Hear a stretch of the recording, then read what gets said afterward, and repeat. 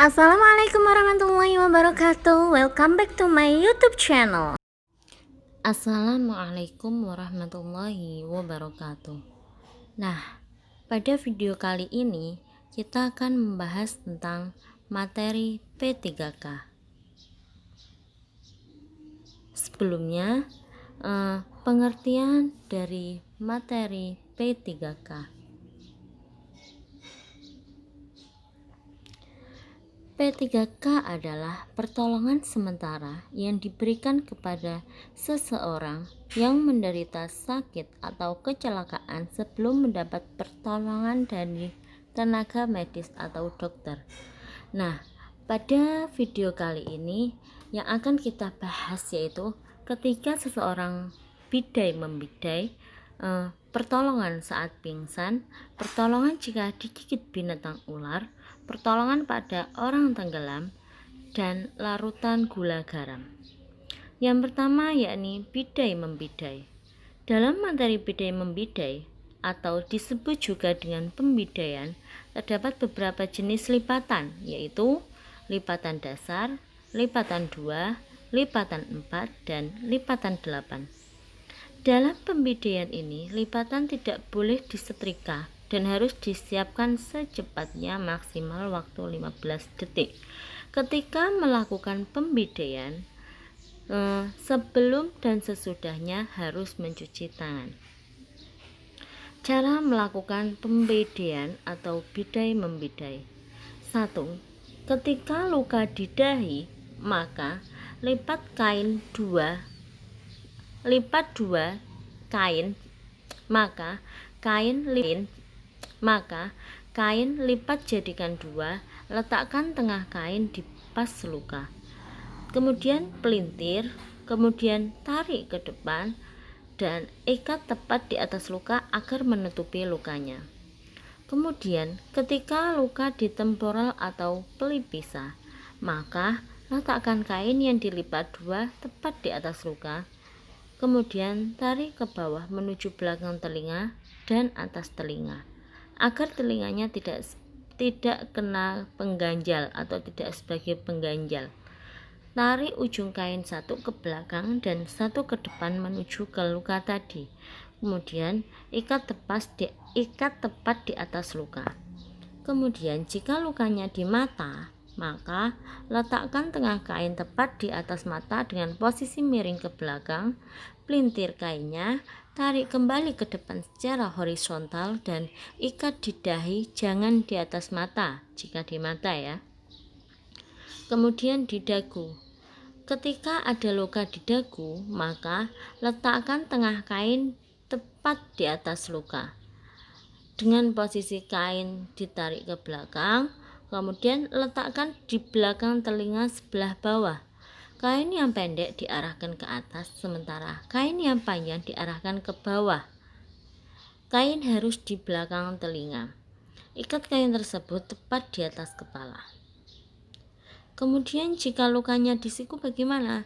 Nah, jika lukanya di siku, hal yang pertama dilakukan yaitu usahakan pergelangan tangan ditekuk, jangan lurus.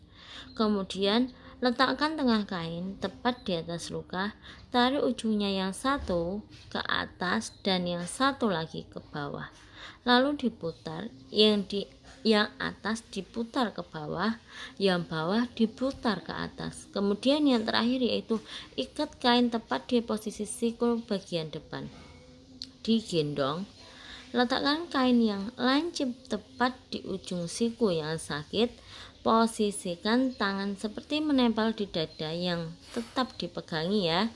Kemudian lalu ikatkan kain di bawah ketiak agar tidak mengganjal. Yang kedua yaitu pertolongan saat pingsan. Ketika ada seseorang yang pingsan, maka pertolongan yang pertama yang harus dilakukan yaitu izin. Kemudian prinsip 3A. Apa itu prinsip 3A? Yaitu aman bagi penolong, korban, dan lingkungan. Kemudian cek respon sensorik dengan cara tepuk. Kemudian cek respon motorik dengan cara raba tangan. Kemudian melonggarkan pernafasan, pegang dahi, angkat dagu, lihat mulutnya apakah ada pendarahan atau tidak. Kemudian yaitu hal yang dilakukan selanjutnya yaitu cek denyut nadi. Adapun cara mengecek denyut nadi ini tergantung menurut usia. Jika anak balita, gunakan 2 jari untuk menekan ulu hati. Kemudian jika anak-anak, gunakan 1 tangan untuk menekannya. Jika dewasa, gunakan 2 tangan untuk didorong. Nah, pertolongan selanjutnya yaitu berikan nafas buatan. Kemudian posisikan korban tidur terlentang. Kemudian yang selanjutnya yaitu orang yang habis pingsan tidak boleh langsung diberi minum. Kemudian durasi urut RJP, darurat sambil menunggu tenaga medis. Kemudian posisi pemulihan atau recovery position yaitu dengan duduk yang nyaman serta minum air yang hangat dan manis karena jika dingin akan menghambat fungsi jantung. Jika seseorang yang pingsan telah mengalami pemulihan, maka itu harus duduk dengan nyaman dan diberikan air minum yang hangat dan manis. Sebab apa? Sebab jika dingin akan menghambat fungsi jantung. Adapun jika pingsan biasa, bisa menggunakan 3A, posisi tidur kakinya lebih tinggi, cek respons yaitu ditepuk, pegang pipi dan gunakan minyak kayu putih. Selanjutnya yaitu pertolongan ketika digigit ular.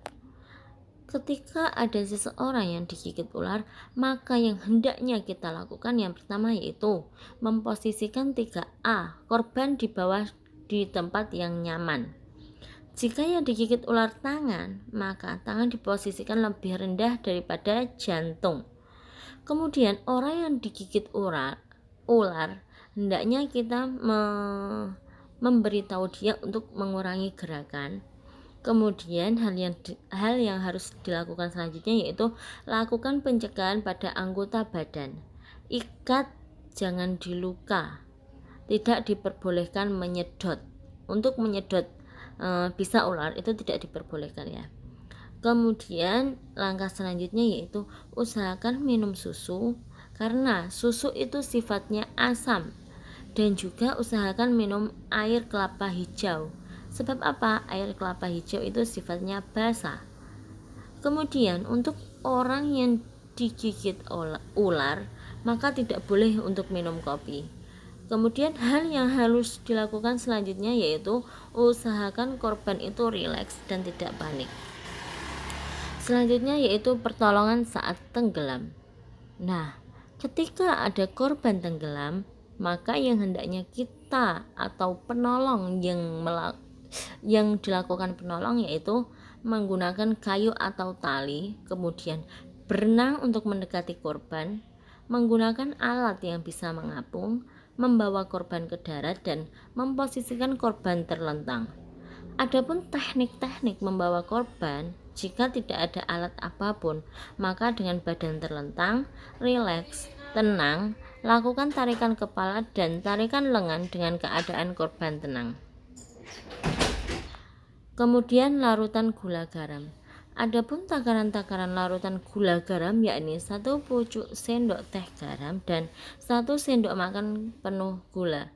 Untuk minumnya digolongkan menurut usia, yakni ketika usianya balita, maka minumnya 1/4 dari gelas.